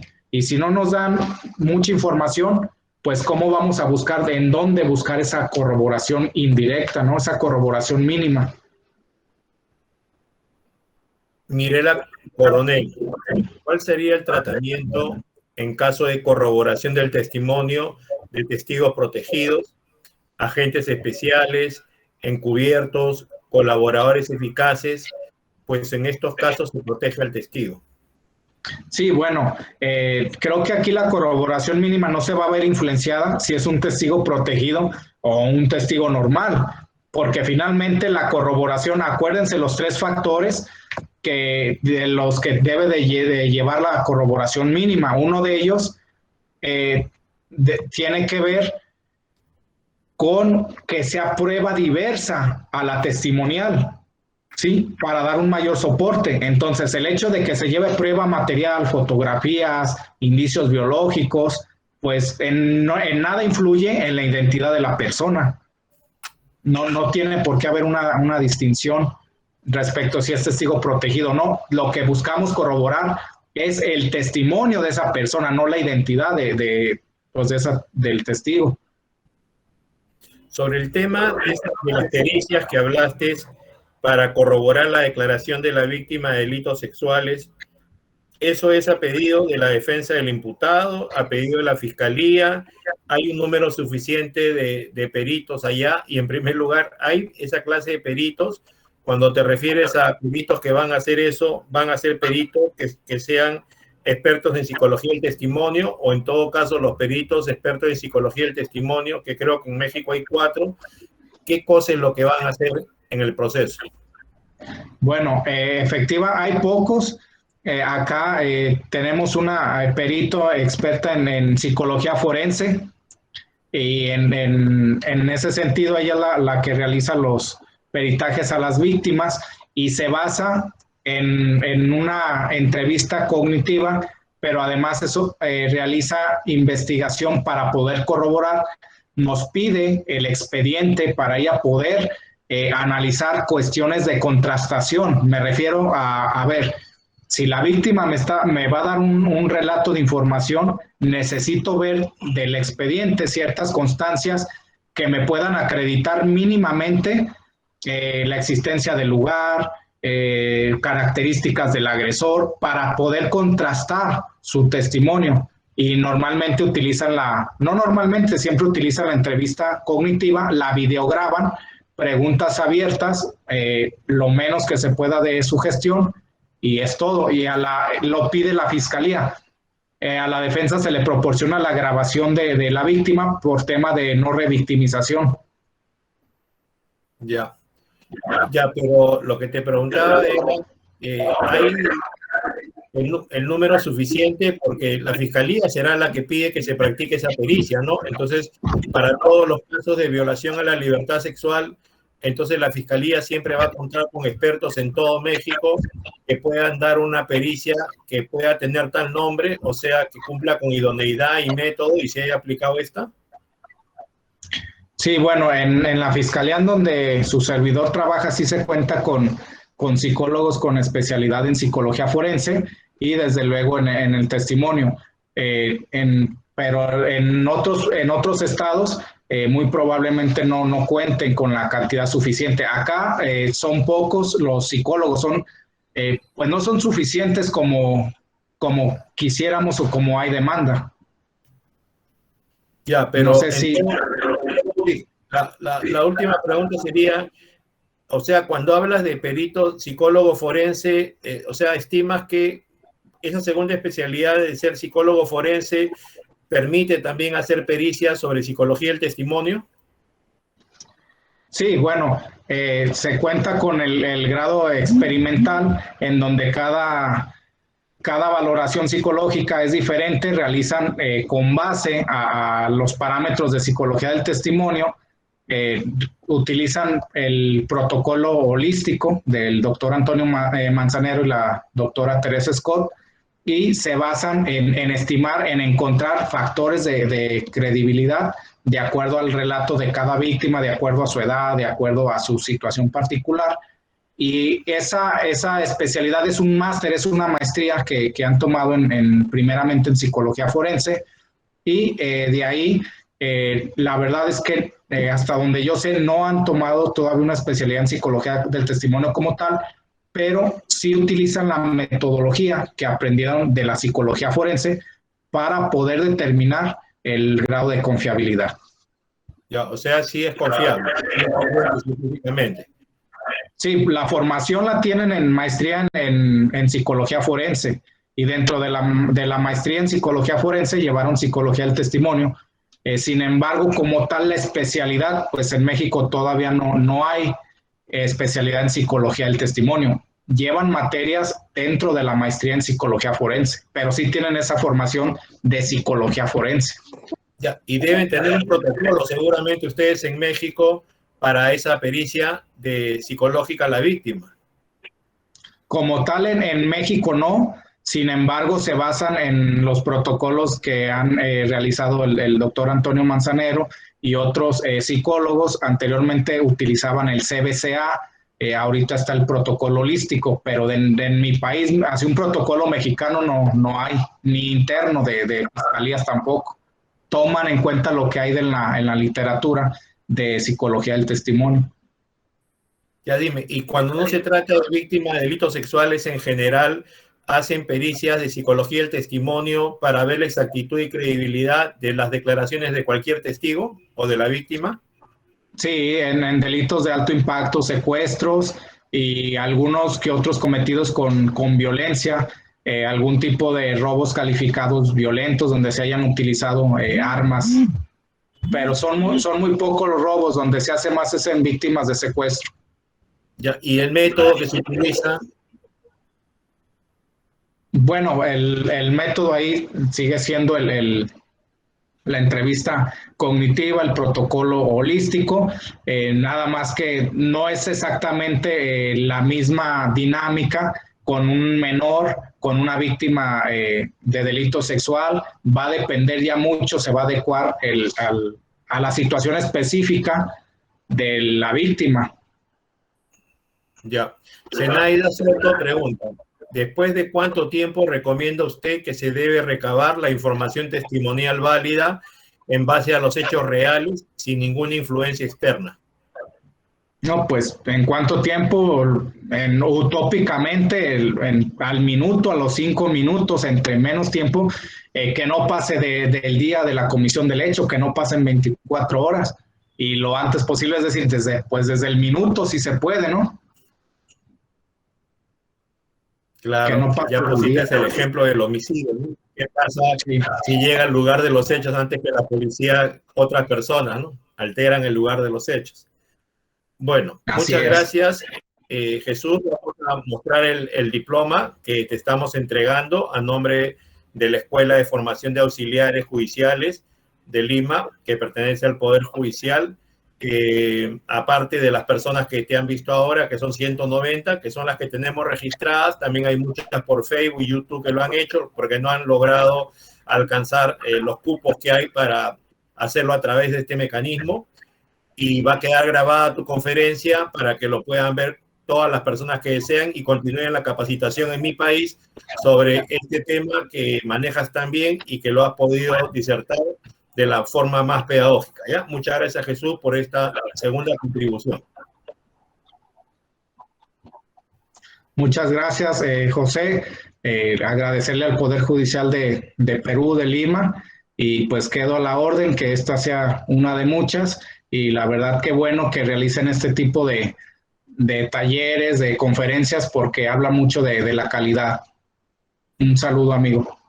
Muchas gracias. Buenas noches. Un abrazo. Buenas noches. Abrazo. Chao.